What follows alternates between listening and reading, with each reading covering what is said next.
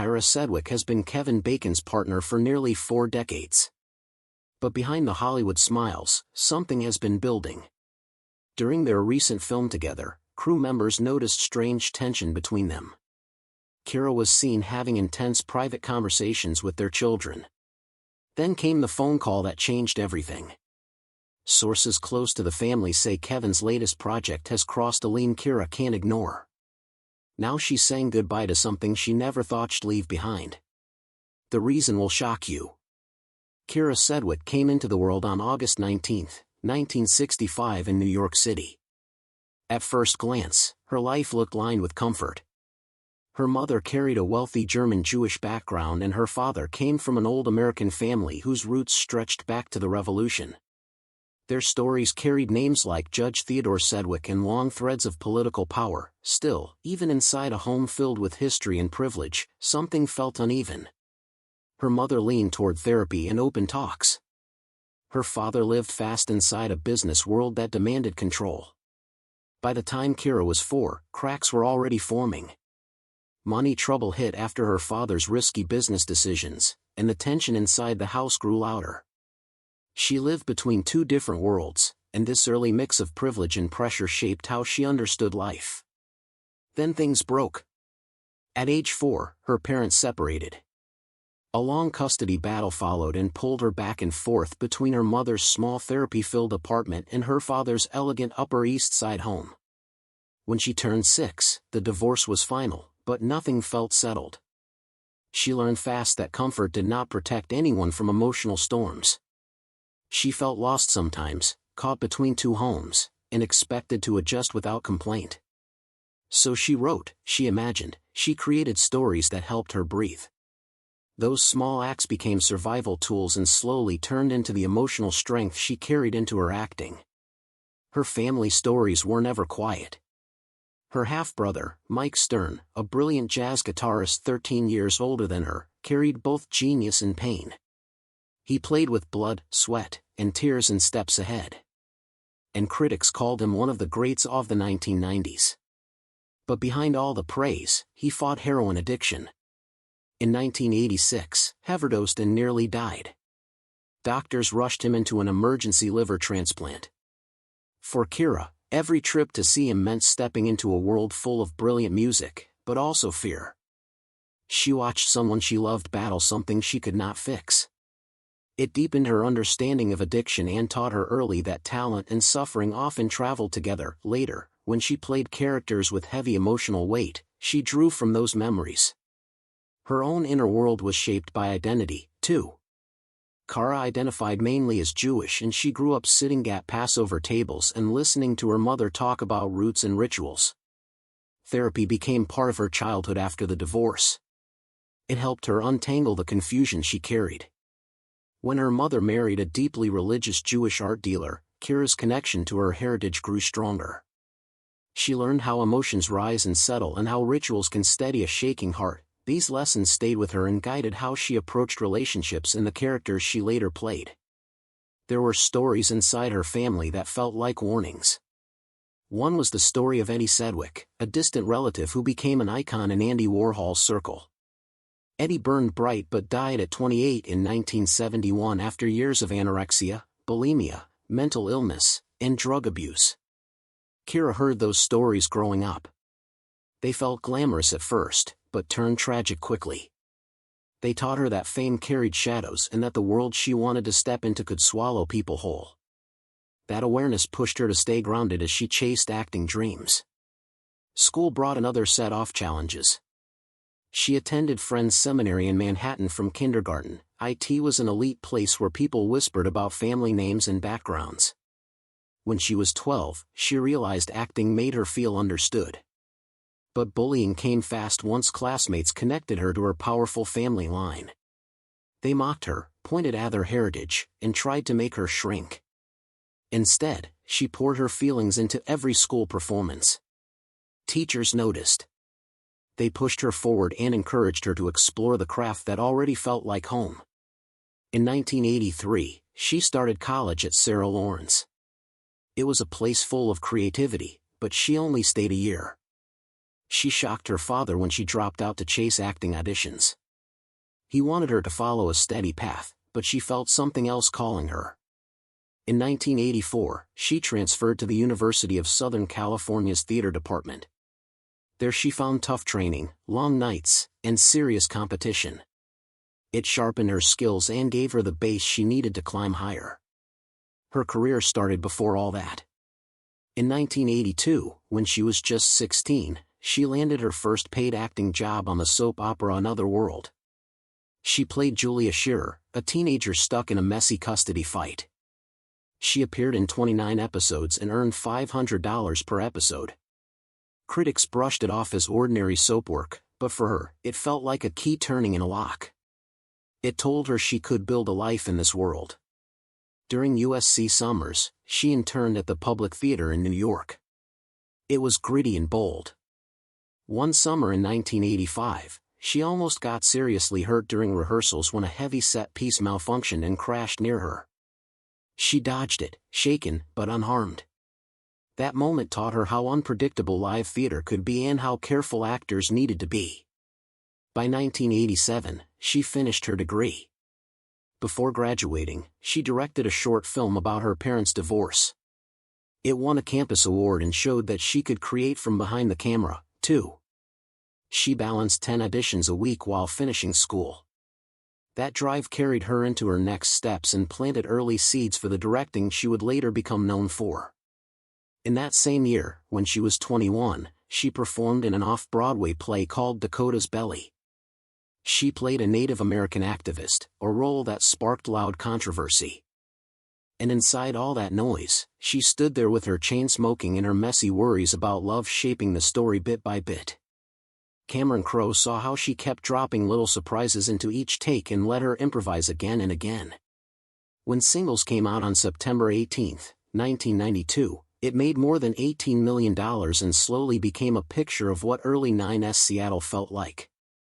Earlier that same year, she had already shaken people with Miss Rose White. It aired on April 26, 1992, and she played Rose with a kind of quiet force that grew stronger in every scene. She learned Yiddish for the role and dug into the emotional history of a woman who suddenly learns her sister survived the Holocaust and made it to America. The shooting days were long. Some lasted 14 hours, and she spent many of them in heavy grief scenes that drained her completely. But the work paid off when she won the Primetime Emmy Award for Outstanding Lead Actress. Critics pointed out how she brought honesty to every moment and it shifted the way people saw her almost overnight. Then came something to talk about. In 1995, she played Emma Ray King, and the role pushed her body as much as her emotions. She rode real horses and took real falls. One fall left her with cracked ribs, and the pain slipped quietly into her performance and made her scenes harsher and more grounded. The movie arrived in August 1995 and brought her a Golden Globe nomination for Best Supporting Actress. People talked about how she held her own next to big stars while fighting through bruises the audience never saw. In 1996, she stepped into Phenomenon and played Lace with a softer touch. John Travolta played a man changed by something supernatural, and Sedgwick brought balance to him with a calm that felt warm. One of the most powerful scenes between them was an unscripted piano duet that she pushed to improvise. It was filmed during a quiet night in rural Colorado, and the stillness around them made the moment feel intimate and almost fragile. The movie blended romance and mystery in a way that earned steady praise, and her choice to keep the emotions raw lifted the whole story. A year later, she took a sharp turn and played Felicia Potter in Critical Care in 1997. It was a cold and unsettling role.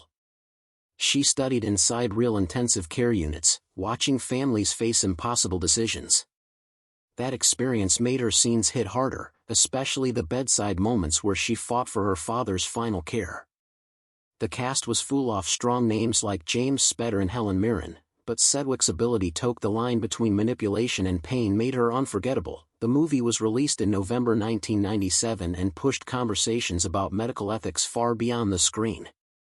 In 2005, she stepped into The Closer and everything changed again. Before the pilot even filmed, she sat down with a camera and tried out more than 50 Southern accents. She wanted Brenda Lee Johnson to sound like someone who really grew up in Georgia, not someone pretending for television. When she showed the tapes, the creators could not believe how far she went. That commitment shaped the entire tone of the show. The pilot aired on June 13, 2005, and the audience met a detective who felt sharp, charming, emotional, and unpredictable all at once. As The Closer grew, so did her influence. By season 4, she earned around $300,000 per episode, but in 2008, a fight broke out behind the scenes. She wanted Brenda's eating disorder storyline to stay real. The studio wanted to soften it. She stood her ground even though it put everything at risk. Her push won and the arc stayed. That moment became a turning point because it showed how firmly she believed in honest storytelling. To make Brenda's interrogations feel true, she spent time with LAPD detectives in 2006. She rode with them. She watched how they navigated gang violence and how they used psychological tricks in interviews. She said she learned that deception was almost a tool, and she carried that into Brenda's sharp questions on screen. Many scenes were pulled straight from what she saw in real rooms. That effort helped the show gain respect from people inside the actual police world. Then came a surprise shift. From 2013 to 2021, she stepped into Brooklyn 99 as Chief Meline W. She filmed her episodes in fast one-day blocks because she was busy directing. Yet, she still delivered performances that earned her an Emmy nomination. She made cold, clever, and funny in a quiet, wicked way. And the rivalry with Captain Holt quickly became a favorite part of the show. In 2021, she took on Call Your Mother. It was personal to her because she drew from her own life as a mom of Travis and Sosie. Jean Rains was a parent trying to reconnect with her grown kids, and Sedgwick helped shape the show from the inside. Even though it was canceled after one season, she talked openly about how much the work meant to her. Fans wished it had lasted longer, but many said that the honesty she brought to family moments stayed with them. Her career kept growing. In 2010, she finally won the Emmy for Outstanding Lead Actress after 6 straight nominations from 2006 to 2011. People expected Juliana Margulies from The Good Wife to win that year because she had swept most of the awards leading up to the Emmys. Even the other nominees were giants. Glenn Close, Connie Britton, January Jones, Marissa Hargitay. The competition was intense, but Sedgwick's episode Maternal Instincts carried her to an upset victory that shocked the room and cemented her as a powerhouse. She also won the Golden Globe in 2007 and talked openly about how she had to go to therapy to protect her voice while mastering Brenda's Southern accent. She let people see the physical cost of the work. That honesty made the win feel even bigger. Between 2006 and 2012, she earned 7 SAG nominations for The Closer. In 2011, she lost to Juliana Margulies again, but afterward she spoke out about pay inequity. She said that actresses with proven success still earned less than men in similar positions. Her stance became part of a larger push for fairness and made her a strong voice in the industry. Kyra Sedgwick was 21 in 1987 when she walked onto the set of the film Lemon Sky and met Kevin Bacon. He was not just a co-star. Very quickly, he became the person she stayed up late with, talking for hours, eating quiet dinners, and waking up the next morning feeling like something in her life had clicked into place. Kevin even tried to set up a date by asking her masseuse when Kyra's appointment was. At the time, she thought that was a little creepy, but later it just felt funny and very Kevin. From the outside, it looked simple. 2 actors meet on a movie. They fall in love. But inside her family home, it was tense. Kyra's mother was Jewish. Kevin was Catholic. Her mother did not like the match at all. The fights and pressure were real and heavy. Kyra later said that her mother's disapproval almost ended the whole thing before it really began. Yet somehow, through all that noise, the two of them stayed together. By Christmas Eve 1987, they were not breaking up. They were getting engaged. They did not drag things out. On September 4, 1988, they got married at a southern plantation. Simple and low-key. Kevin wore a light gray plaid suit. Kyra wore a white lace gown.